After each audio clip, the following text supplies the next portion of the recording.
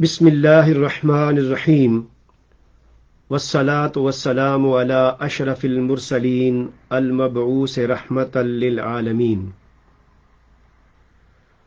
قال اللہ تبارک و تعالی: التائبون العابدون الحامدون السائحون الراکعون الساجدون الآمرون بالمعروف والناہون عن المنکر والحافظون لحدود اللہ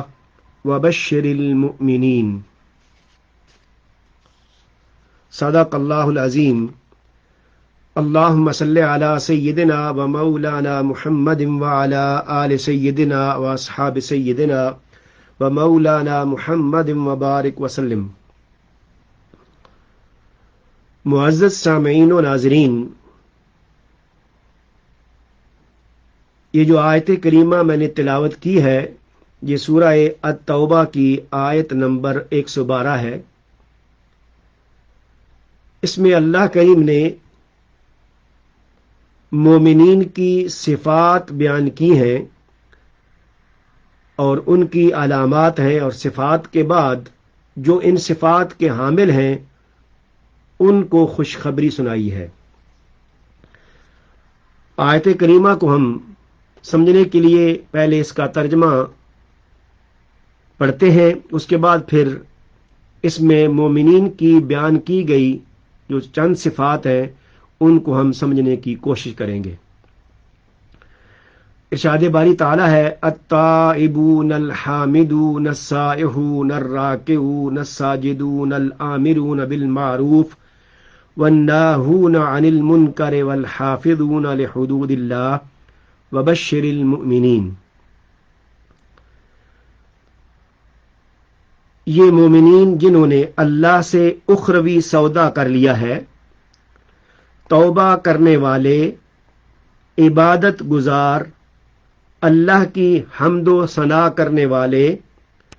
دنیاوی لذتوں سے کنارہ کش روزہ دار، خشوع و خضوع سے رکوع کرنے والے، قرب الہی کی خاطر سجود کرنے والے، نیکی کا حکم کرنے والے اور برائی سے روکنے والے، اور اللہ کی مقرر کردہ حدود کی حفاظت کرنے والے ہیں۔ اور اہل ایمان کو خوشخبری سنا دیجیے۔ معزز سامعین و ناظرین، اس سے پہلی آیت کریمہ میں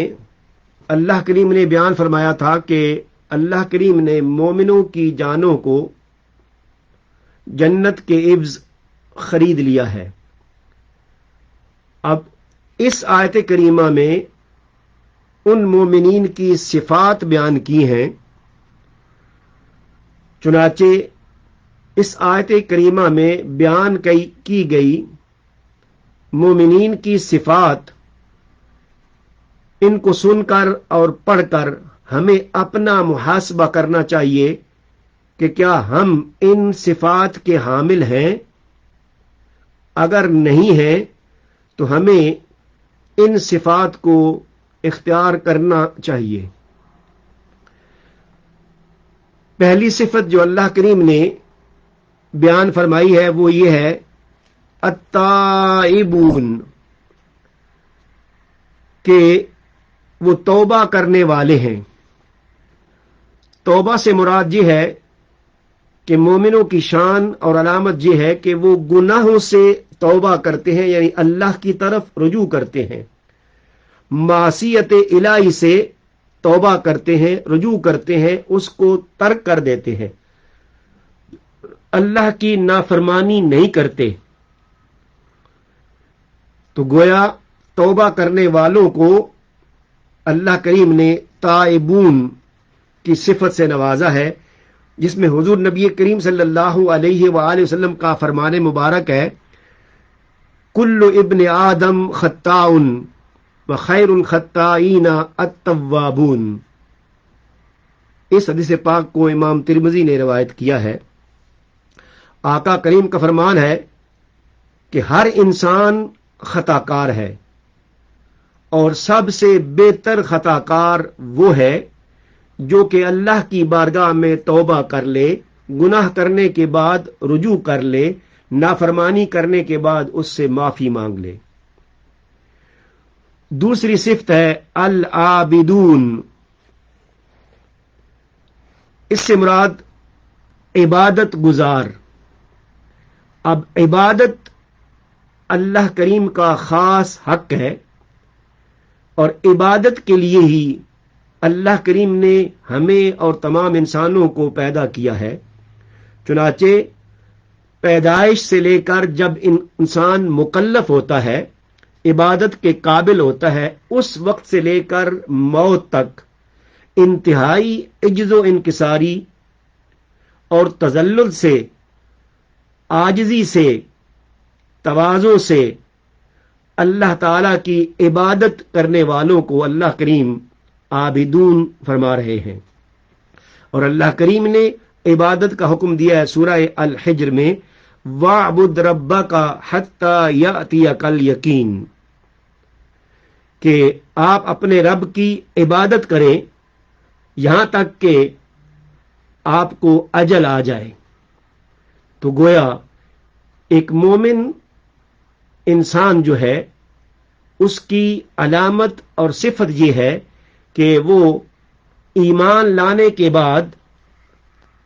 مرتے دم تک اللہ تعالی کی عبادت کرتا رہتا ہے، اس کو ترک نہیں کرتا۔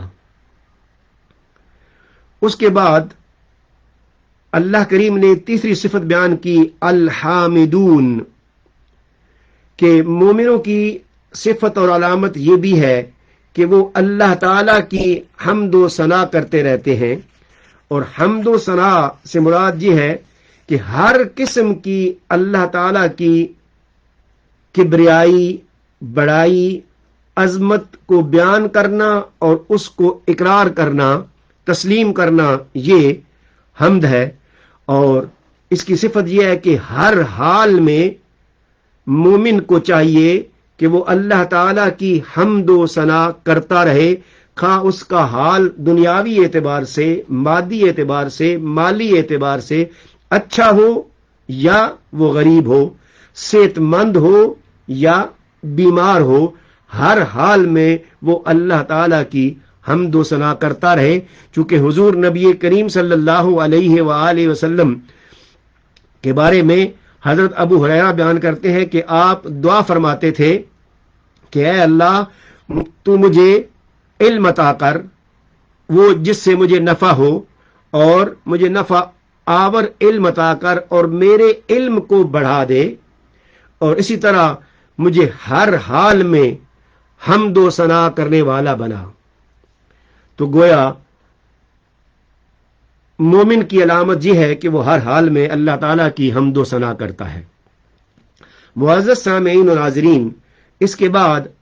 اگلی صفت اور علامت یہ ہے السائحون۔ السائحون کا ترجمہ قبلہ حضور شیخ الاسلام مدد اللہ العالی نے جو کیا ہے وہ یہ ہے کہ دنیاوی لذتوں سے کنارہ کش روزہ دار۔ معزز سامعین و ناظرین، جمہور علماء اور مفسرین کے نزدیک سائحون سے مراد روزہ دار لوگ ہیں، اور یہ قول سیدنا ابو ہریرہ رضی اللہ تعالی عنہ، حضرت عبداللہ ابن مسعود، حضرت عبداللہ ابن عباس، سعید بن جبیر اور دیگر کے نزدیک یہی معنی ہے۔ اصل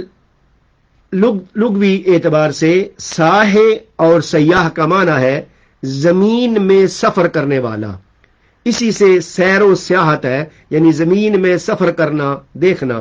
اب اس میں بھی ایک قسم کا یہ ہے کہ جب انسان زمین میں سیر و سیاحت کرتا ہے تو سیاحت کرتے ہوئے اس کو جہاں جہاں اللہ تعالیٰ کی قدرتیں اور شانیں نظر آتی ہیں وہ اللہ تعالیٰ کی حمد و ثنا کرتا ہے۔ الغرض یہاں سیاح سے مراد یہ ہے کہ زمین میں سفر کرنے والا۔ تو اب اس کا جو روزے دار ہے اس کے ساتھ کیا تعلق ہے، روزے دار کہنے کی کیا علت اور سبب ہے؟ تو معزز سامعین و ناظرین، یاد رکھیں کہ مسافر جو سفر کرتا ہے وہ اب اس سے پہلے آپ یہ بھی ذہن میں رکھیں کہ جب قرآن کریم نازل ہوا تھا اس وقت سفر کرنے کا طریقہ اور اسباب کیا تھے اور انسان کو سفر کرنے میں کتنی مشقت اور تکلیف کا سامنا کرنا پڑتا تھا. تو اس لیے اللہ کریم نے مسافر کے لیے بعض احکام میں رخصت بھی عطا کر دی تھی. جیسے نماز جو ہے وہ مسافر کے لیے اگر مسافت جو ہے وہ 84 کلومیٹر سے زیادہ ہو یا اتنی ہو تو پھر وہ قصر کرتا ہے. تو اسی طرح چونکہ سفر میں مشقت ہوتی ہے تو اس لیے کہ وہ دنیاوی جو اس کو راحت و سکون ہوتا ہے، جو لذت ہوتی ہے، جو گھر میں اس کو آرام ہوتا ہے، اور جیسے کھانے پینے اور ازدواجی تعلقات چونکہ سفر میں ترک کر دیتا ہے اس لیے اس کو ساہے کہتے ہیں. چنانچہ روزہ دار، جیسا کہ آپ کو معلوم ہے کہ روزہ بھی اسی چیز کا نام ہے کہ پورا دن طلوع فجر سے لے کر غروب آفتاب تک کھانے پینے اور جنسی خواہشات کو ترک کرنے کا نام روزہ ہے. تو اس لیے اس کلمے کا اطلاق روزے داروں پر ہوتا ہے چونکہ روزے دار کا بھی یہی حال ہوتا ہے. اور پھر ان لذتوں اور آسائشوں سے کنارہ کشی کی حالت اور گوشہ نشینی اختیار کرنا یہ اس کی علامت ہے. اور اس گوشہ نشینی اور کنارہ کشی اختیار کرنے کی ایک صورت اعتکاف میں بدرجہ اتم پائی جاتی ہے. چونکہ اعتکاف میں مومن روزہ دار دن بھر نہیں بلکہ پورے 10 دن کے لیے وہ دنیاوی لذتوں، آسائشوں اور نفسانی خواہش کو ترک کر کے کنارہ کش ہو کر صرف اللہ تعالی کو منانے کے لیے اعتکاف میں بیٹھ جاتا ہے اور دنیا کو ترک کر دیتا ہے. تو گویا اعتکاف اس کی ایک صورت ہے. اور اعتکاف کی حقیقت کیا ہے کہ دراصل اعتکاف یہ ہے کہ انسان چند روز کے لیے دنیاوی علائق یعنی دنیاوی لذتوں آسائشوں سے کٹ کر گوشہ نشین ہو جائے اور ایک محدود مدت کے لیے خلوت گزین ہو اور اللہ کے ساتھ اپنے تعلق بندگی کی تجدید کرے، اپنے من کو نفسانی خواہشات اور علائشوں سے پاک کر کے اپنے خالق و مالک کے ذکر سے اپنے دل کی دنیا آباد کرے اور مخلوق سے آنکھیں بند کر کے مخلوق کو چھوڑ کر مخلوق سے کٹ کر صرف اللہ کی طرف متوجہ ہو جائے. تو ان کیفیات سے جو مملو ماحول ہوگا تو جب انسان دنیا و مافیا سے کٹ کر صرف اپنے خالق و مالک کے ساتھ لو لگا لیتا ہے تو اس کے یہ چند ایام سالوں کی عبادت اور محنت و مشقت پر بھاری کرا دیتے ہیں. اور اس اعتکاف کے مقاصد میں سے یہ ہے کہ یہ انسان کچھ دن کے لیے اپنے نفس کی اصلاح کرے، دنیاوی لذتوں کو ترک کر دے. چونکہ یہ جو نفس ہے انسان کا، خاص طور پہ جو نفس امارہ ہے، یہ انسان کو برائی پر اکساتا ہے، گناہوں پر اکساتا ہے. یہاں سامعین و ناظرین ایک چیز نوٹ کر لیں، ماہ رمضان المبارک میں اللہ کریم اپنے کرم اور فضل سے شیاطین کو تو قید کر دیتے ہیں، مگر انسان کا جو نفس ہے جو کہ پورا سال دنیاوی آلائشوں میں رہ کر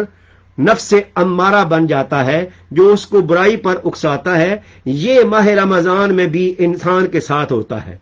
اور جو ہمیں کچھ کوتاہیاں برائیاں نظر آتی ہیں مسلمانوں میں، وہ ان کے اپنے نفس کی وجہ سے ہوتی ہیں. چنانچہ اللہ کریم نے اس نفس کو بھی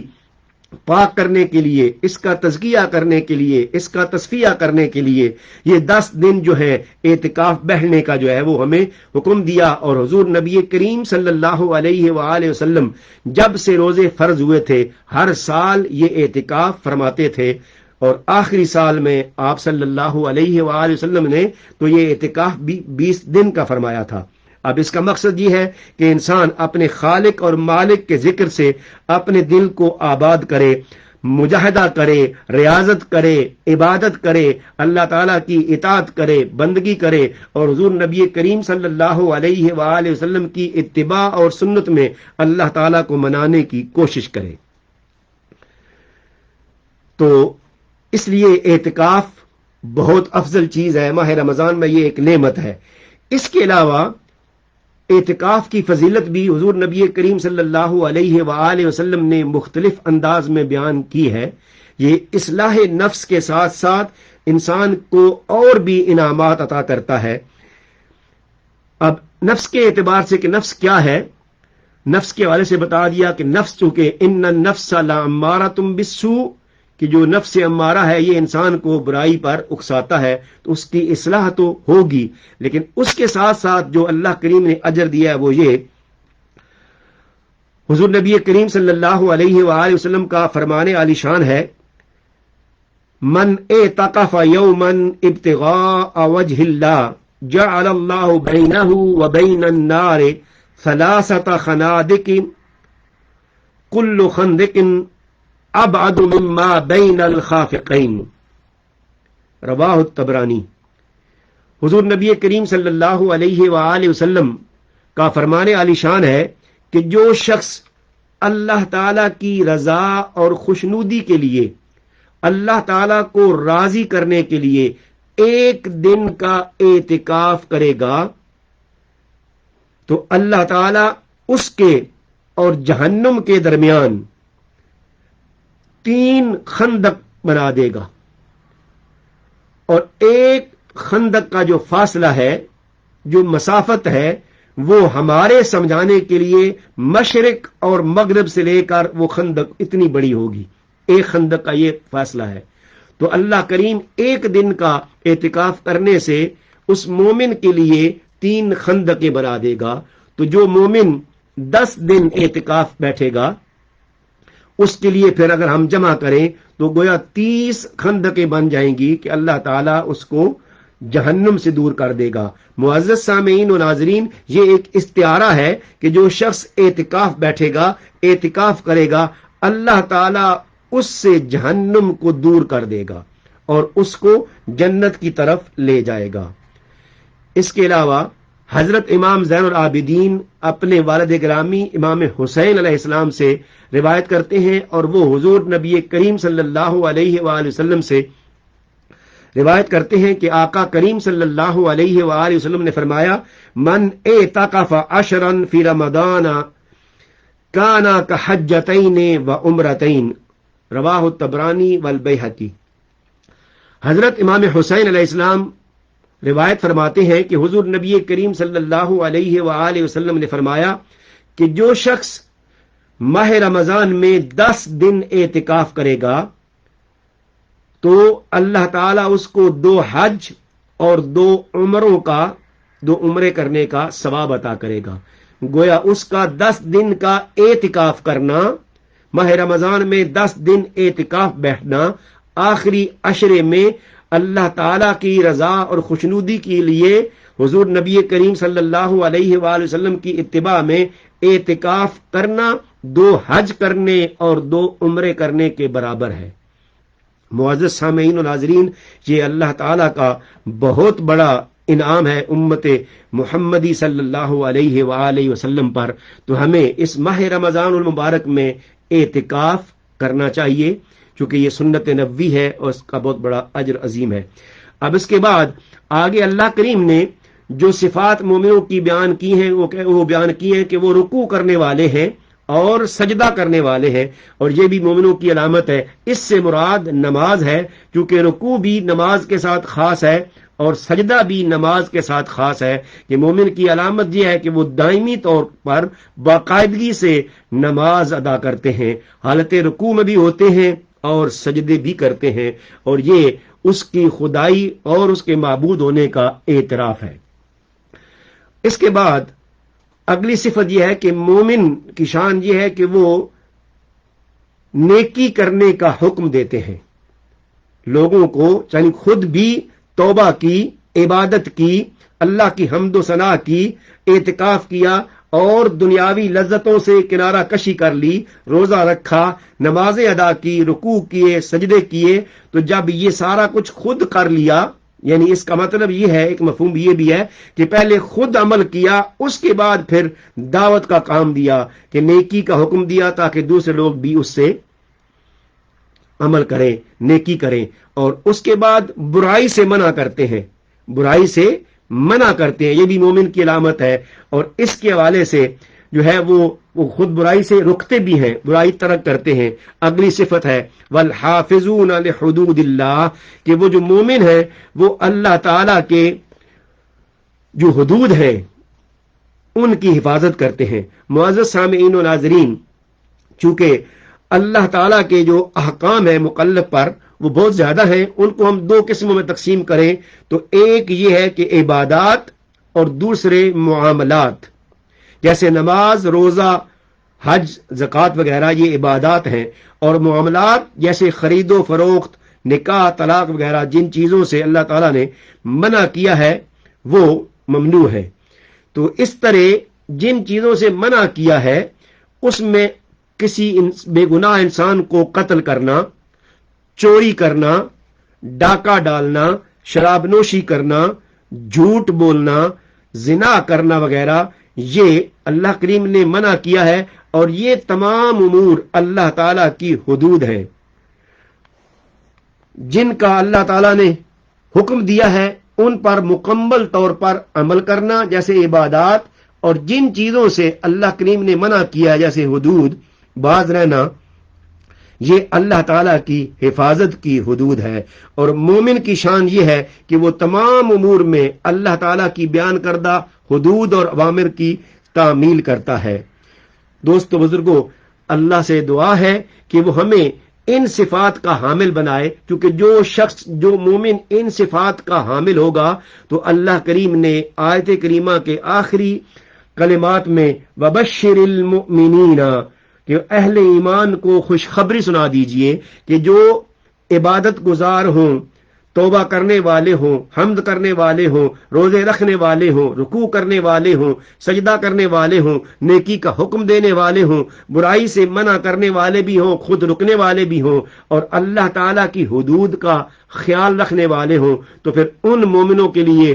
میرے محبوب ان کے لیے خوشخبری ہے۔ اور خوشخبری کیا ہے؟ کہ اللہ تعالیٰ اپنی جنت عطا فرمائے گا۔ اللہ سے دعا ہے کہ وہ ہمیں صحیح معنوں میں مومن بنائے، اور جو مومن کی صفات ہیں ان کو اپنانے کی توفیق عطا کرے، اور اس ماہ رمضان المبارک میں ان ساری عبادات جو بھی ہیں، یہ معاملات، یہ صفات جو ہیں، ان کا مجموعہ اگر ہم حاصل کرنا چاہیں، ان کو اڈاپٹ کرنا چاہیں، اختیار کرنا چاہیں، تو ہم ان اعتکاف کے 10 دنوں میں ان ساری چیزوں کو جمع کر کے اپنی عادت بنا سکتے ہیں۔ اللہ تعالی ہمیں اعتکاف میں بیٹھ کر ان تمام صفات کو اپنانے کی اور اس کے بعد پھر آئندہ زندگی میں ان کو جاری رکھنے کی توفیق عطا فرمائے۔ وما علینا الا البلاغ المبین۔